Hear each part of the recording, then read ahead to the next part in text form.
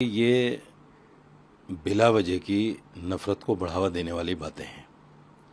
सवाल ये है कि जो आदमी मुसलमान धर्म से है ही नहीं, उससे आप कुरान की आयत या अज़ान के बोल या कलमा क्यों कहलवाएंगे, क्यों याद करवाएंगे और क्यों उससे सुनेंगे?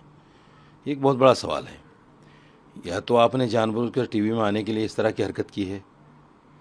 इतने बड़े बेवकूफ़ तो आप हो नहीं सकते, चूँकि टीचर बेवकूफ़ नहीं होता। अगर टीचर ही बेवकूफ़ हो गया तो फिर तो पूरी क्लास का बंटाधार हो जाएगा। तो इसलिए मैं मानता हूँ कि इस तरह की जो चीज़ें हैं वो जानबूझकर की जाती हैं ताकि टीवी में लाइमलाइट मिल जाए और 2-4 दिन नाम चल जाए। सस्पेंड होंगे तो क्या होगा, बहाल हो जाएंगे 2-4-10 दिन के बाद में, या कुछ ले दे के मामला बन जाएगा। तो ये जो सारी चीज़ें हैं जानबूझकर तय की जाती हैं या कराई जाती हैं। कई जगहों पर यह भी मामला सामने आया कि कह दिया गया कि इस तरह की बातें बोलो।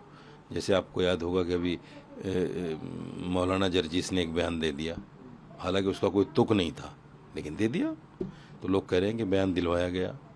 तो इस तरह की चीज़ें कई बार कराई जाती हैं और उसको कह दिया जाता है हम तुझे इतना कुछ कर देंगे और तुम खामोशी के साथ सस्पेंड हो जाना, बाद में देख लेंगे जो होगा। ये है सर, यूसीसी को लेकर मध्य प्रदेश के मुख्यमंत्री का बयान सामने आया है। उन्होंने कहा है कि जब देश के लोग एक हैं तो कानून भी एक ही होना चाहिए। अगर राम से ये उम्मीद की जाती है कि वो एक विवाह करें तो रहीम भी एक ही विवाह करें। और श्री कृष्ण के बारे में क्या कहोगे, जिनकी इतनी गोपियाँ थी, माफ़ कीजिएगा, इतनी गोपियाँ थी जिनकी, और पत्नियाँ भी बहुत सारी थी। और ये देखिए, ये उस वक्त के माहौल के हिसाब से है। उस वक्त के माहौल को आज के माहौल से तुलना करना मैं समझता हूँ बेवकूफ़ी है, निरे बेवकूफ़ी है बिल्कुल, कि भाई फ़लाँ आदमी, फ़लाँ राजा महाराजा ने इतनी पत्नियाँ की थी तो आज हम भी कर लें। ऐसा नहीं है।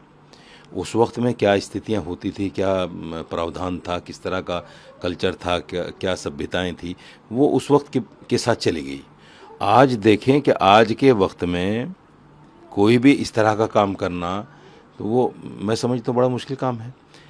यूसीसी पर जहाँ तक इन्होंने बोला है, ये अब क्या बोलूँ मैं, संवैधानिक पद पर हैं।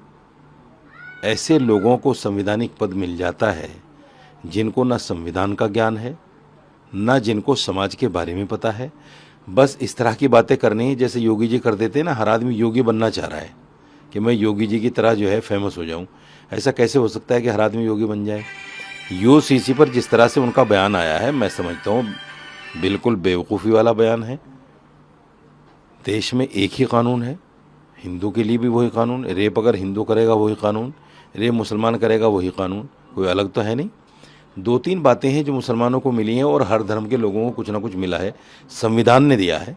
संविधान में बाकायदा इसका प्रावधान है कि भाई आप 3 चीज़ें अपने धर्म के आधार पर कर सकते हैं, निकाह, तलाक और वरासत। इसको कोई छीनने की कोशिश करेगा तो मुसलमान इसको छीनने नहीं देगा। ये कह देना कि साहब एक समान हो जाए। आप मुझे बताइए, जब इस देश में 2 तरह के कानून चल रहे हैं कि अगर वही गुनाह मुसलमान करे तो इनकाउंटर कर दो, बुलडोज़र चला दो घर पे। वही गुनाह अगर एक हिंदू करे, उसको उठा के जेल में डाल दो। उसका ना इनकाउंटर करना, ना उस पर बुलडोज़र चलना। अब देखिए राम मंदिर में कितना बड़ा हादसा हो गया, कितने करोड़ों की चोरी हो गई। किसी पर बुलडोज़र चला, किसी का इनकाउंटर हुआ नहीं, और होगा भी नहीं। अगर इसमें कोई अब्दुल आ जाता, होए होए होए होए होए होए, देश में आग लग जाती और सारे हिंदू धर्मगुरु, सारे हिंदुत्ववादी तंजीमें कपड़े निकाल निकाल के मैदान में आ जाते, ये क्या हो गया। लेकिन चूँकि चोरी करने वाले भी हिंदू, उसकी जांच करने वाले भी हिंदू, उन पर आरोप लगाने वाले भी हिंदू। अच्छा, कुछ लोग तो बड़ी अजीब सा तर्क दे रहे हैं, साहब हिंदू का पैसा था, हिंदू ने चोरी कर लिया। ये कोई तर्क हुआ? अगर कोई मुसलमान के घर में चोरी कर ले तो वो तो चोरी है। हिंदू के घर में चोरी करे वो चोरी नहीं है। हिंदू का पैसा था, हिंदू ने चुरा लिया, तो फिर ये चोरी पर कानून क्यों है भाई? ये डकैती पर, लूटमारी पर कानून क्यों है? हिंदू का कर ले, मुसलमान का कर ले, बात ख़त्म हो गई। जो गरीब है वो अमीर को लूट ले और अपना अमीर बन जाए वो भी। ये बेतुकी बातें हैं। बेतुकी बातें करके जो है कुछ लोग, फिर मैं कहता हूँ कि टीवी और सोशल मीडिया का ऐसा माध्यम हो गया लोगों की पब्लिसिटी के लिए, कुछ भी बोलकर 2-3 दिन तो अपना लाइमलाइट में आ जाते हैं। उन पर चर्चाएं होती हैं, उन पर डिबेट होते हैं और वो फेमस हो जाते हैं। ये कहानी चल रही है आजकल।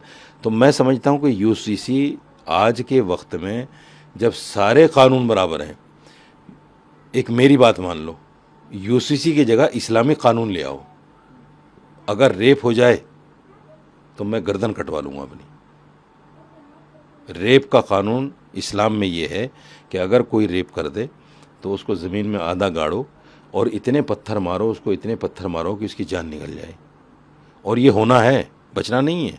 ऐसा नहीं कि वो सिफारिश कर देगा तो बच जाएगा, वहाँ सिफारिश भी नहीं चलती इस्लामिक कानून में। तो मैं कहता हूँ तुम यूसीसी नहीं, यूसीसी का बाप ले आओ। ये रेप रुकने वाले नहीं है, ये करप्शन रुकने वाला नहीं है, ये चोरी डकैती रुकने वाली नहीं है। इस्लामिक कानून ले आओ, अगर चोरी करेगा हाथ कटेगा, एक दो का काट दो, सब बंद हो जाएगा एक तरफा। गल्फ कंट्रीज में 57 देश हैं, एक में भी न तो चोरी है न रेप है, सबको पता है। लेकिन क्यों नहीं लाते इस्लामिक कानून? कि साहब इस्लाम का कानून है। ये लोग तो इस्लामिक स्टेट बनाना चाहते हैं। मैं ये कहता हूँ इस्लामिक स्टेट ना बनाओ, इसको हिंदू राष्ट्र बना के इस्लामिक कानून ले आओ। कितनी अच्छी बात, एक नया फार्मूला मैं दे रहा हूँ। हिंदू राष्ट्र बना लो, इस्लामिक कानून ले आओ।